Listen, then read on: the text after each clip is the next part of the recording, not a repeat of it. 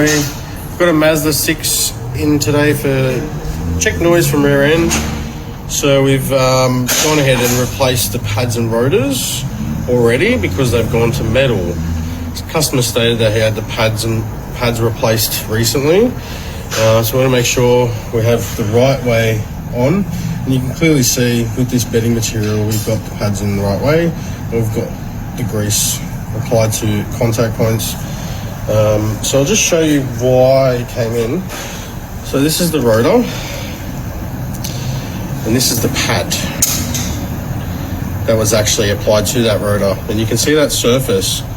It looks quite new. But yeah, pads don't work when they're going backwards, unfortunately.